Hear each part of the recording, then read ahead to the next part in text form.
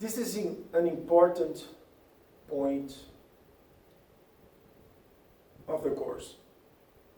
Okay? As we will try to understand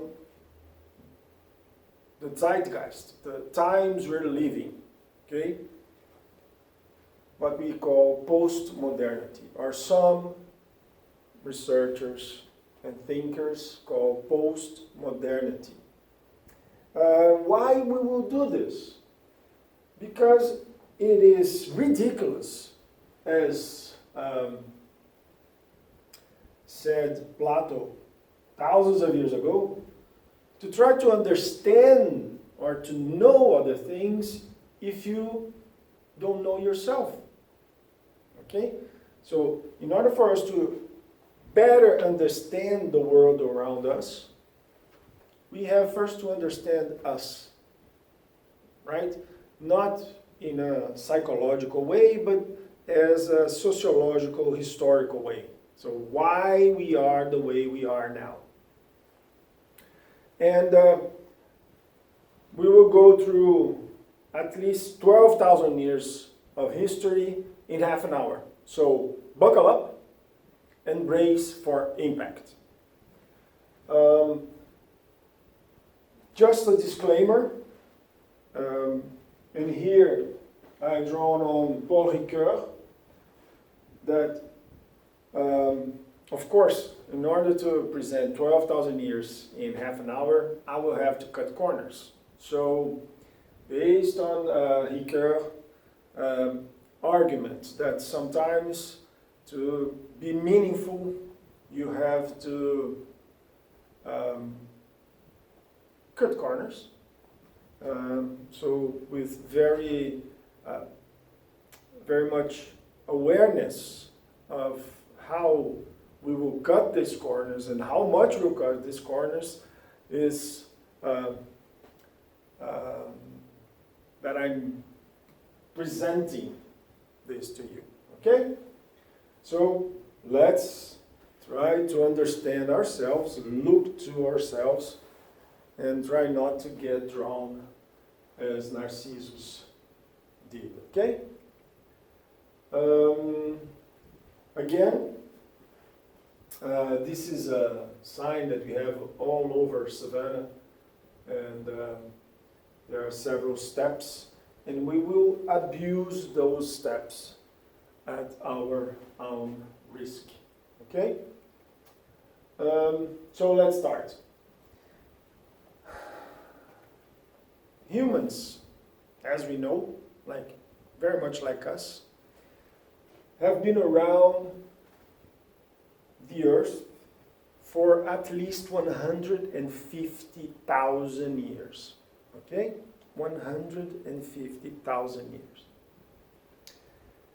So if we compare these 150,000 years to this stairs, from this moment, if we flew back in time, traveled back in time, and met a human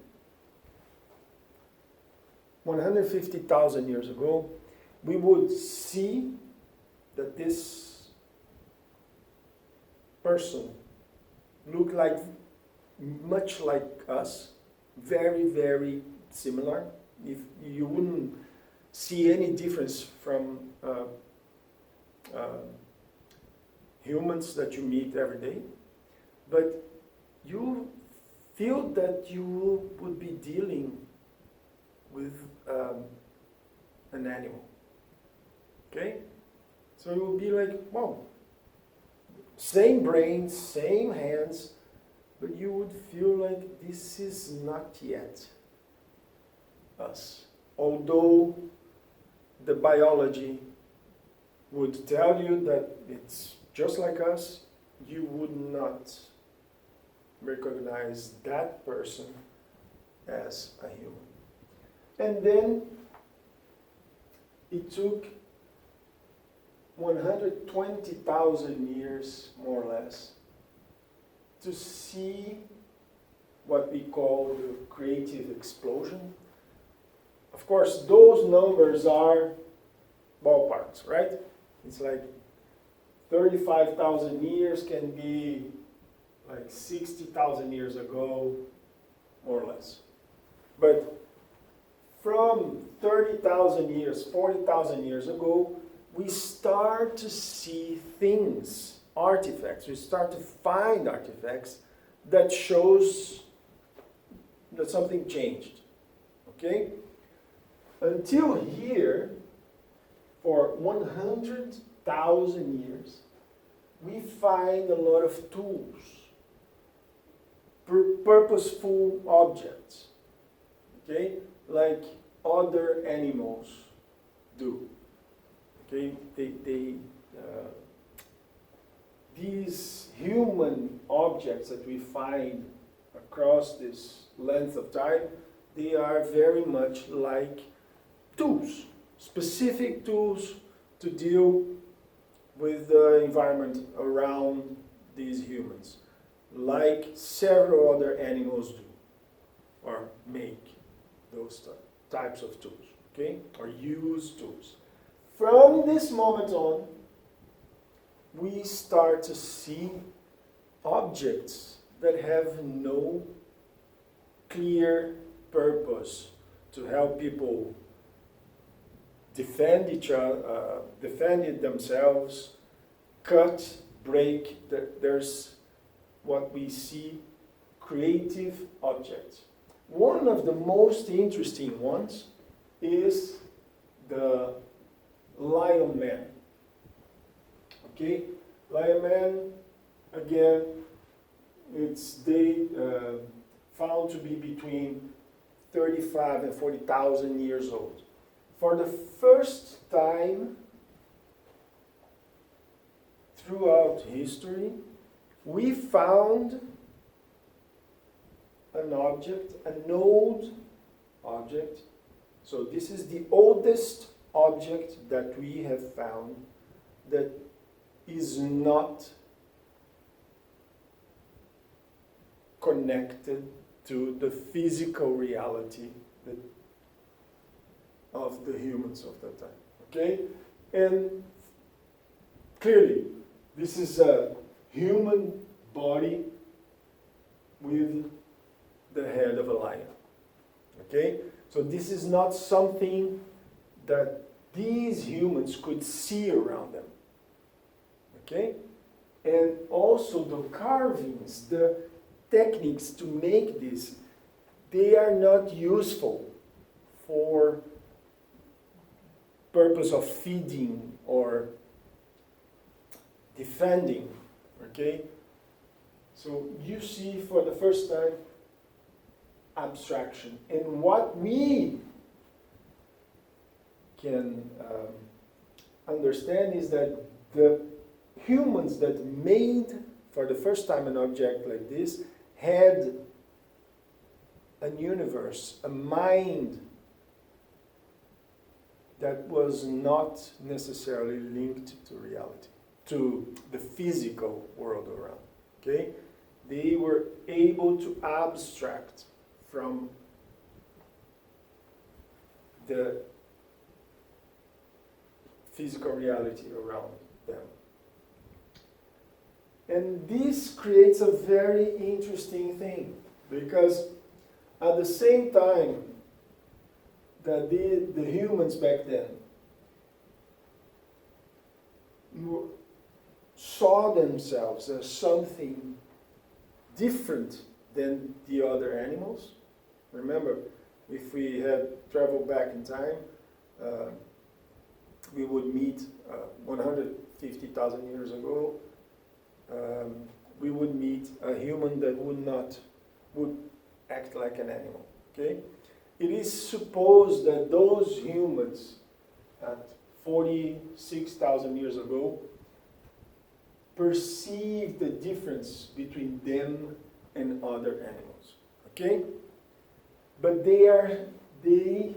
although they perceived that they were different than other animals, they said they were superior to those other animals, and they could kill them and craft and change reality in a way that other animals couldn't, and in that sense saw themselves as superior, they still could not explain what was happening around them.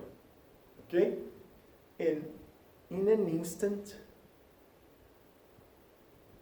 because we did this distancing between the physical reality and us, we created a path to imagine that there must, if we know more than the other animals, maybe another animal might know more than us. This created the path that will later be said that the distancing between the known and the knower. Okay? This is the path that at some point in 12,000 years ago, more or less, so this distancing started 30,000 years, 40,000 years ago, and in 12,000 years ago, we made further distancing, and we created the concept of religion. Okay? And this is a very interesting archaeological site because this is Göbekli Tepe in Turkey, and for the first time we find not only objects but structures, enormous structures, and structures that were not houses, they were not silos, they were dedicated to worship. Okay? There are no signs of usage of these constructions except for worship. So, at this point starts what we would call the pre-modern era. Okay? Nature is dead, so we kill nature in the concept that nature was not something, a living being. Nature was a material for us to mold. Okay? So we could kill and destroy nature because it was not something as important or alive as us. Okay? Nature had no conscience. So, and then they developed the concept of God's control all. So, the distancing that we made between us and nature, we established the second path where there should be an order in everything. And this is an amazing achievement. I will try to explain why. So, at some point we understood that all order in the universe is established by superior entities. Superior and intangible entities. Okay? And the most amazing accomplishment of this pre-modern era was the invention of religion. Okay? Some 30, 50 years ago, you would read here, instead of religion, you would read society or farming, agriculture.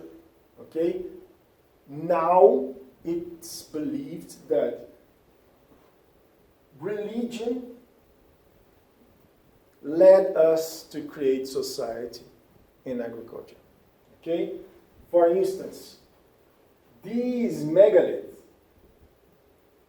to be carved, transported, and erected there, needed to assemble a lot of people. Okay? So for these people to go to this place, specific place, to worship, they had to organize themselves, they had to feed themselves. Okay? A whole bunch of small techniques that we had throughout the human history had to converge to establish hierarchies of society and ways to provide food and organization for these people. Okay? The archaeological records say that they didn't live here. They lived somewhere else, and they moved here frequently to create those temples. And what is interesting too is that the wheat, the bread, and goats, and some other animals that we use to feed ourselves, genetically, they go back to these hills in Turkey. So it seems that the people that God gathered in these hills, all on these hills, they used the plants and animals around to feed themselves and learn to cultivate them, and we carry up to this day the same food, basically in the Western at least, that go back to these hills. Okay? Then, from 12,000 years ago until the Enlightenment,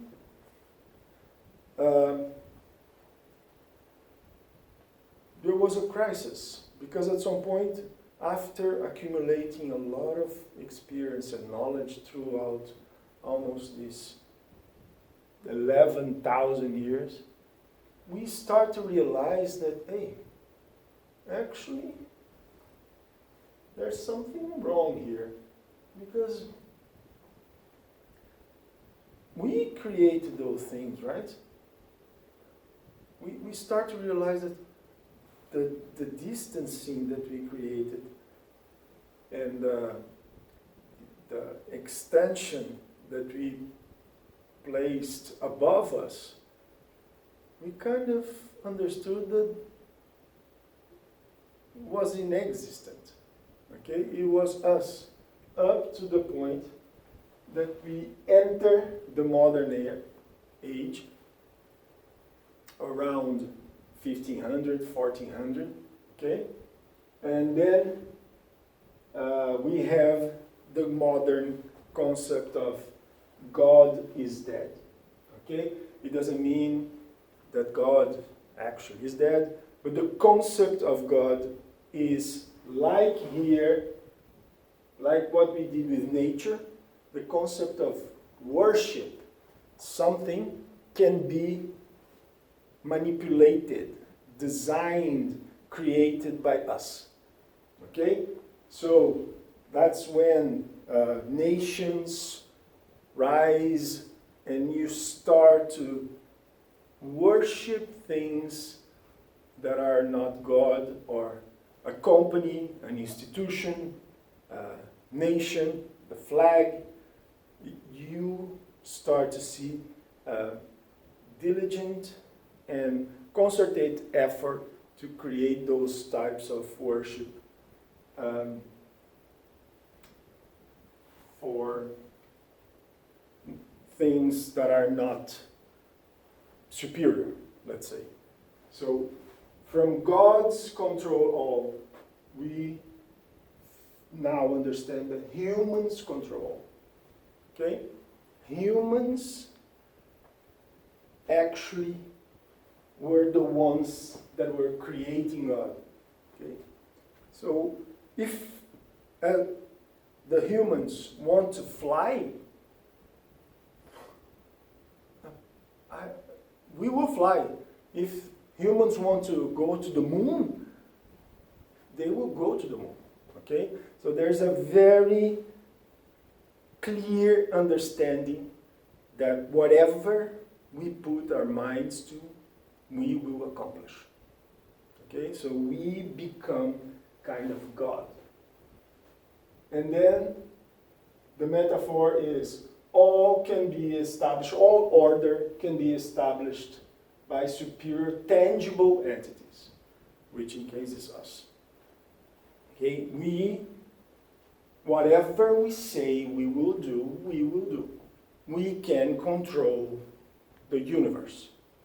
Okay, this was the mentality, the discourse of the modern times. And the most interesting achievement is exactly the Industrial Revolution, right? So it's not anymore even farming. It's creating things that do not exist. Airplanes. We want to fly? We will fly. Okay? We have the same brain, the same power, mental power, for the last 150,000 years. Okay?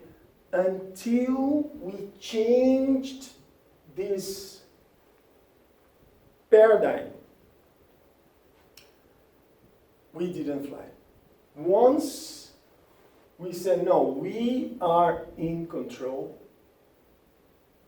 we were able to fly, to go to the moon, to go to the abyss of oceans, to do whatever we want. Okay? So, each one of these paradigms involved a change in language, a change in discourse. We start to refer ourselves as all knower, almighty, all potent. We can do whatever we want to do. We control everything. Okay?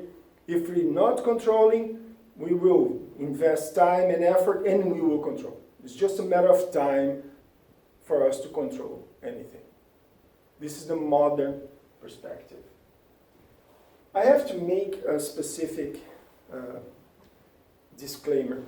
This is, all I'm presenting here is based on thinkers from the continental, it's a continental Europe perspective, okay? So everything that I'm telling you, explaining so far, is based on a European, Eurocentric perspective, okay? It might not be valid throughout the world. Then something happens. There's another crisis, and this crisis is the end of the Second World War. Okay? Today we understand that, or we believe, or some people believe that the end of the Second World War ended modernity. Why? And this is a very interesting picture to represent this. Okay, of course, faces covered in respect, but this is a picture of the liberation of Auschwitz. Okay, and what is interesting about this picture is what is written here in German. Okay, Arbeit macht frei. Work makes you free. Okay? What is interesting is the Nazi would bring the prisoners through this gate and telling them, work and you will be free, and they were sent to death, right?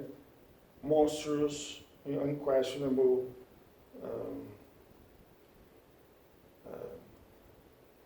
event.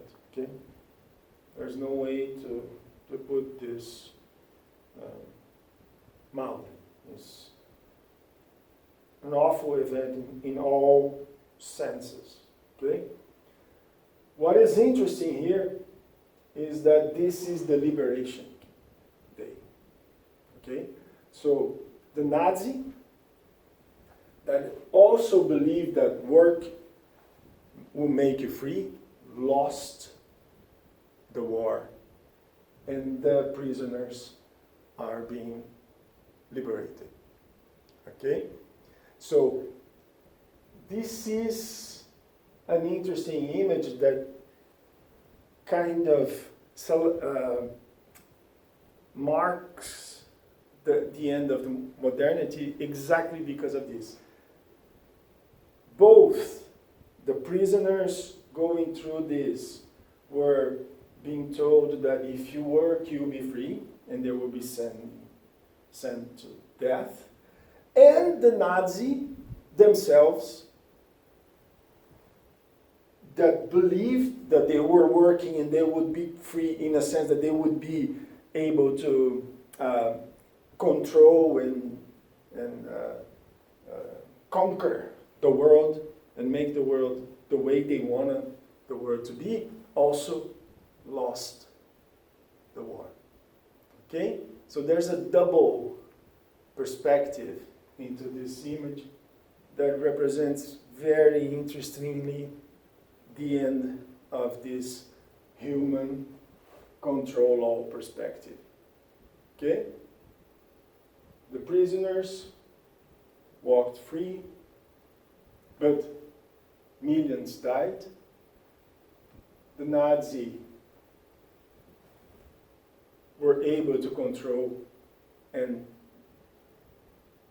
destroy a lot of lives, although they lost the war.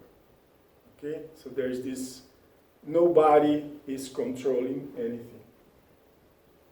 And then we come to the postmodern perspective, okay? Which is the concept of human as this godlike figure is dead.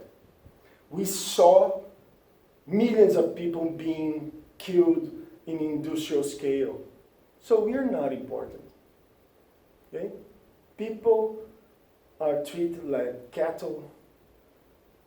So in our minds, we are not important anymore. Okay? And we understand that systems control all. Everything is a self-stabilizing system of entity. Nobody is controlling anything, anytime, anywhere. Okay? And one of the most interesting concepts of the postmodern paradigm is one of the punctuated equilibrium. Okay? We will discuss a little bit about the punctuated equilibrium. So, what happened? Nothing in the lived world changed, actually.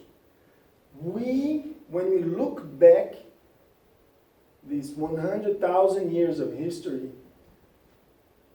what we see is self-stabilizing system of entities. Today, when we look back, at first, when we look back, we couldn't understand very well. Said, oh, there is an order somewhere up there. Someone has an order. Then, in the modern era, I said, no, there's no order. We put the order. We are controlling this. It's whatever we will say it is, and we will make it happen. Just a matter of time and effort. We will get whatever we want to go, okay, and do whatever we want to do. This is the model. And now, we're looking back, so again I said, oh, actually,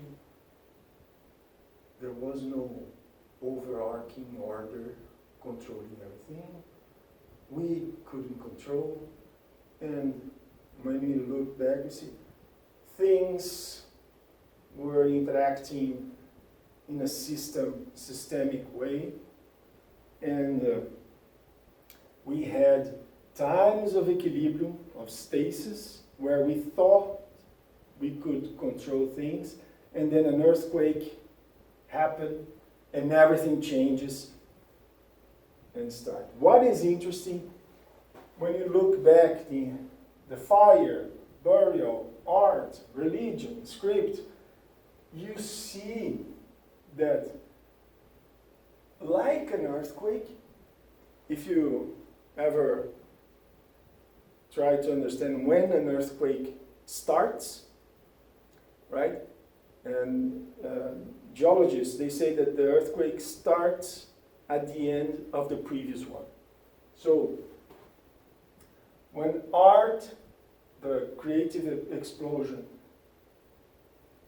earthquake happened, the next one started. So, between these two things, between these two earthquakes, you have a sense that you are controlling and you know how to play the game, but it's not, it's just because everything is still around. Okay? The earthquake, another earthquake will happen, and then everything will change. Moments ago, we saw this with the coronavirus, the COVID-19. Okay? Everything was perfect. We were in control. We knew how to play this game, and then comes something that changes completely the scenario, and we don't know what to do. Okay? We need to learn again. And then, years after, you think, oh yeah, we tamed this, we harnessed this thing, and then now we know what to do, and now we know how to control, and everything is under control, until the next earthquake comes and changes everything. Okay? So this is an important concept that kind of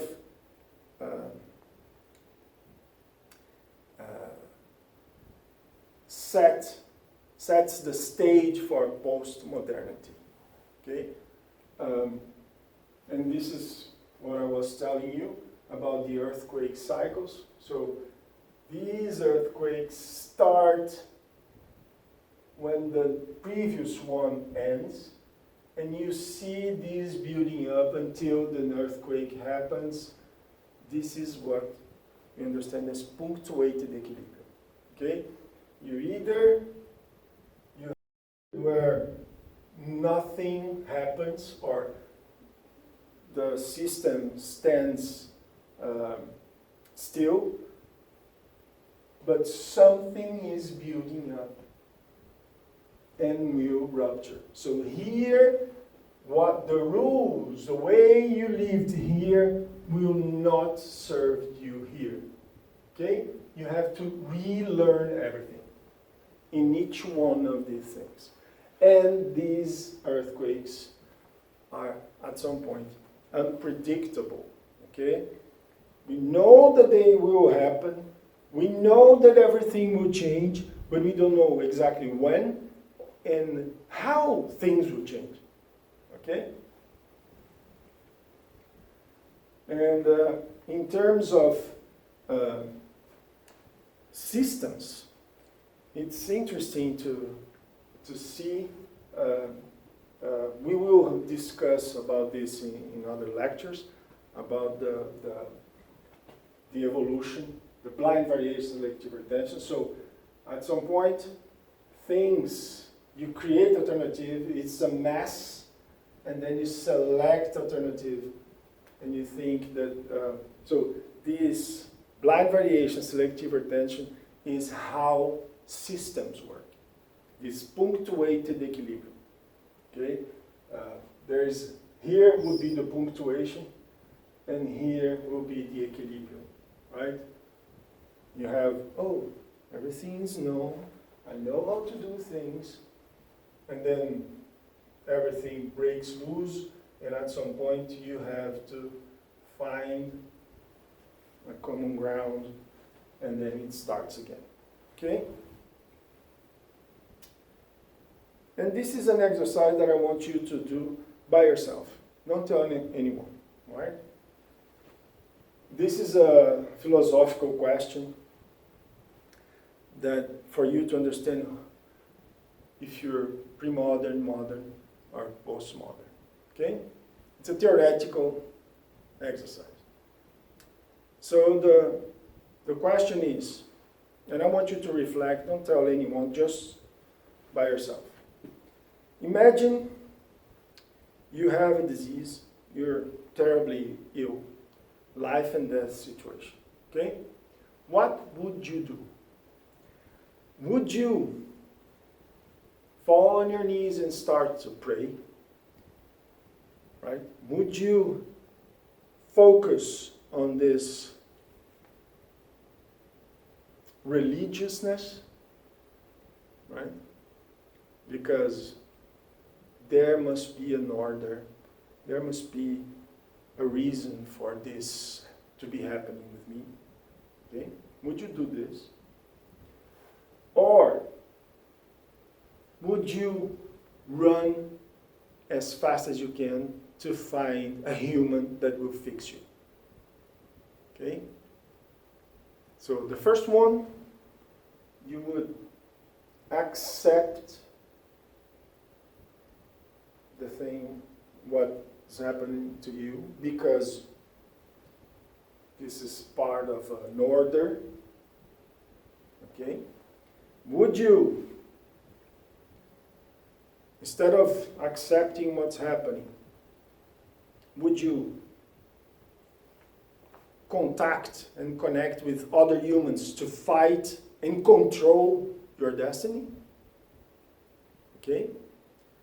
Or would you think about this order, but also contact other humans?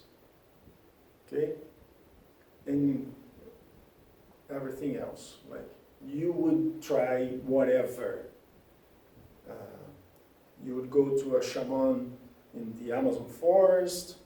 You do everything. So, if you accept the order as something that you don't know exactly why, but you have to accept, you're a pre-modern person. Okay? If you think, no, a human will fix me, and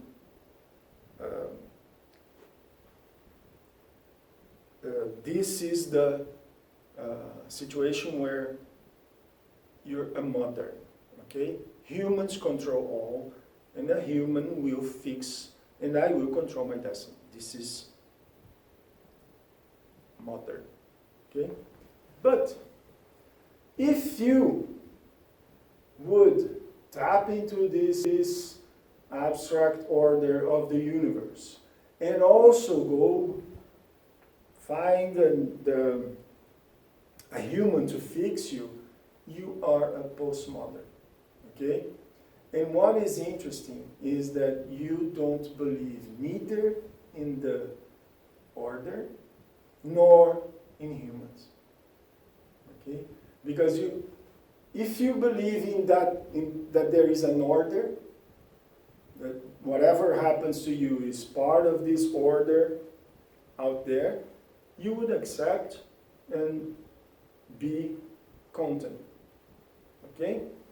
If you believe that humans could save you, you would connect to other humans, contact other humans, and make all the effort to save you, to control your destiny. But if you do the two, you're a postmodern. Okay? You believe in everything, which means, in a way, that you don't believe in anything. And this is a very, very good thing. Okay? It's not bad at all. Before, pre-moderns and moderns, they had this very, very strong belief that they either this order existed or that they could control everything.